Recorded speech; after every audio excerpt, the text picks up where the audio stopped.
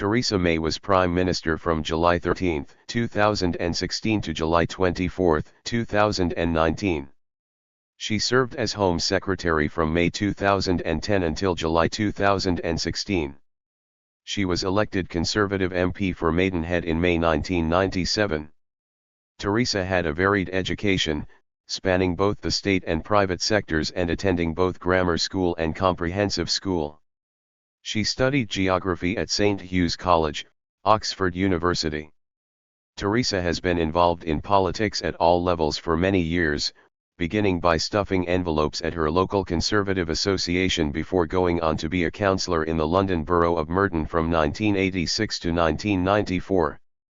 During her time at Merton, Theresa was Chair of Education from 1988 to 1990 and Deputy Group Leader and Housing Spokesperson from 1992 to 1994.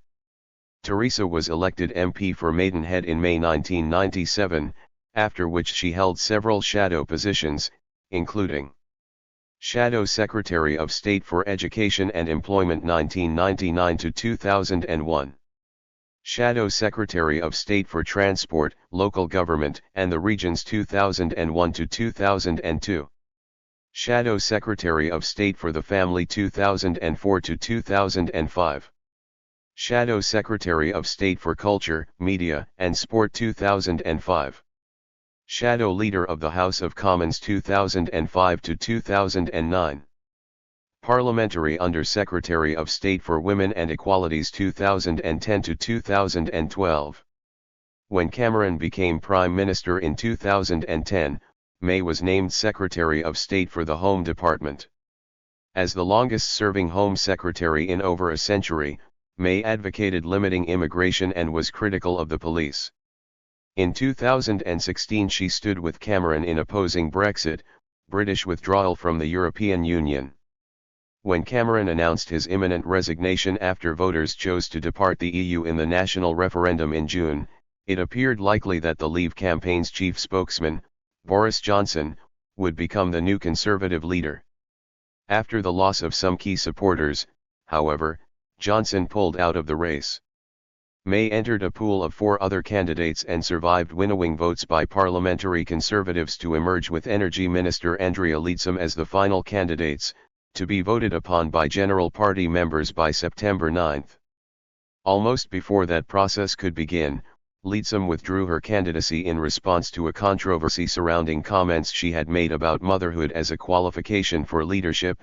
May had no children. All of this set the stage for May to quickly become the new Conservative leader, and she became Prime Minister on July 13, 2016. Theresa served as Home Secretary from May 2010 until July 2016. After starting her career at the Bank of England, Theresa went on to the Association for Payment Clearing Services, firstly as head of the European Affairs Unit from 1989 to 1996 and then as senior advisor on international affairs from 1996 to 1997.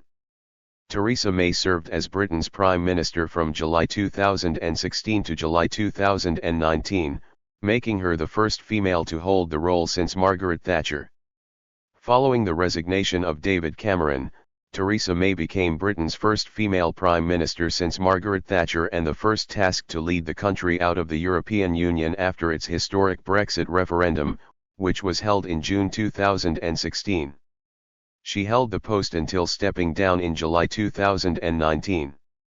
A member of the Conservative Party, May had originally voted to stay in the EU, despite having reservations.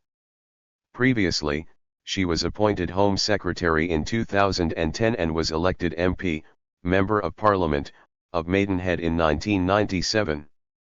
Theresa Mary May was born on October 1, 1956 in Eastbourne, Sussex. Her father was a vicar for the Church of England and her mother was a housewife. May attended state-run primary and grammar schools and briefly went to Catholic school. She studied geography at St. Hugh's College at Oxford University and earned her BA in 1977. It was during this time she had met her husband Philip May and the two married in 1980.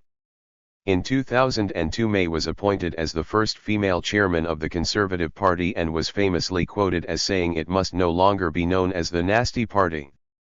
She served in a number of shadow cabinets before becoming Home Secretary in 2010, and also became the Minister for Women and Equalities, a post she vacated in 2012.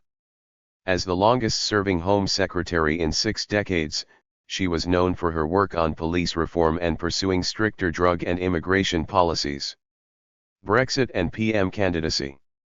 To the shock of the world and to almost half of its own citizens, the UK voted to exit the European Union in June 2016, an event which is referred to as the Brexit, Britain exit, referendum. May originally voted to remain in the EU, although she was known to be a Eurosceptic. After Prime Minister David Cameron announced his resignation, May announced her candidacy for the Conservative Party and quickly emerged as its front-runner, receiving 50% of the parliamentary votes alone amid the other candidates. On July 7, 2016, it appeared that she and fellow Conservative leader Andrea Leadsom would both be in contention to become the country's next PM, but within days, Leadsom, who voted for Britain to leave the EU, pulled out of the running due to distasteful remarks she made about why she would make a better PM. With no one contesting her candidacy, May was set to be sworn in as the first post-Brexit female Prime Minister. On July 11, 2016, she made a televised announcement surrounded by members of Parliament and her husband Philip, about seeing Brexit through. During this campaign, my case has been based on 3 things. First, the need for strong, proven leadership to steer us through what will be difficult and uncertain economic and political times. The need, of course, to negotiate the best deal for Britain in leaving the EU and to forge a new role for ourselves in the world. Brexit means Brexit. And we are going to make a success of it. May continued. Second, we need to unite our country. And third, we need a strong, new positive vision for the future of our country. A vision of a country that works, not for the privileged few, but that works for every one of us. Because we're going to give people more control over their lives. And that's how, together, we will build a better Britain. Prime Minister. May was sworn in as Britain's second female Prime Minister on July 13, 2016, and the Queen's 13th Prime Minister following ceremonial overtures. On May 29, 2017, Prime Minister May officially told Parliament that she had invoked Article 50 of the Lisbon Treaty, legislation triggering the legal process to set Brexit in motion. This is an historic moment from which there can be no turning back. Britain is leaving the European Union, she said. We are going to make our own decisions and our own laws. We are going to take control of the things that matter most to us. And we are going to take this opportunity to build a stronger, fairer Britain, a country that our children and grandchildren are proud to call home. The United Kingdom's ambassador to the European Union, Tim Barrow, delivered a letter to European Council President Donald Tusk, notifying the EU that the UK was leaving the Union. Shortly afterward, on June 8, an early general election resulted in the loss of her Conservative Party's parliamentary majority. In November, the PM faced additional troubles with the resignation of 2 cabinet ministers, Secretary of State for International Development Priti Patel and Secretary of State for Defence Sir Michael Fallon, in the span of 7 days. The shake-up was reported to have sparked concern that the Conservative Party was headed for further disarray, including a possible change in leadership. In early December, a report surfaced that MI5, the British Domestic Intelligence Agency, had foiled a terrorist plot to assassinate May. According to the report, 2 men were planning to use improvised explosives to blow up the gate at the Prime Minister's residence and to kill her in the ensuing chaos. The 2 suspects were arrested in late November. Brexit setbacks. On December 13, May suffered another setback in the ongoing Brexit process.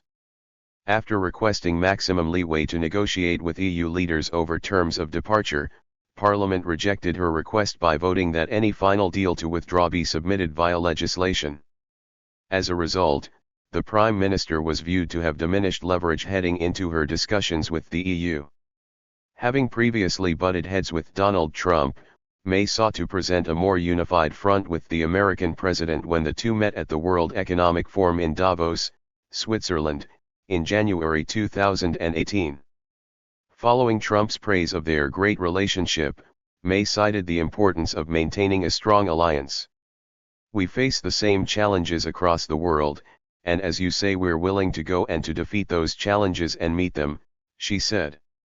In early February, May was set to chair the first of two Brexit meetings with senior ministers to outline the parameters of a relationship between the UK and EU.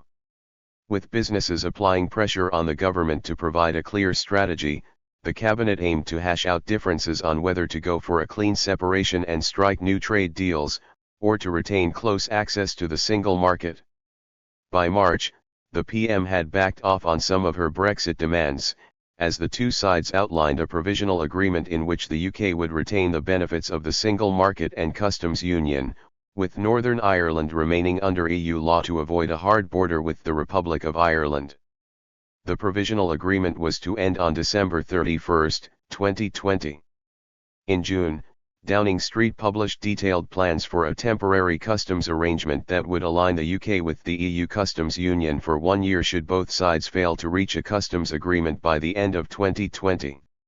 May reportedly agreed to the conditions after Brexit Secretary David Davis threatened to resign over the lack of a time limit for the so-called backstop proposal. On January 15, 2019, just 10 weeks before Britain was scheduled to leave the bloc, May suffered a historic defeat in Parliament, where lawmakers rejected her proposed Brexit deal by a vote of 432 to 202. With no clear path to resolve the issue, Labour Party leader Jeremy Corbyn declared that he was offering a motion of no confidence in May's government. May subsequently addressed the MPs. "It is clear that the House does not support this deal," she said. "But tonight's vote tells us nothing about what it does support. Nothing about how or even if it intends to honour the decision the British people took in a referendum Parliament decided to hold.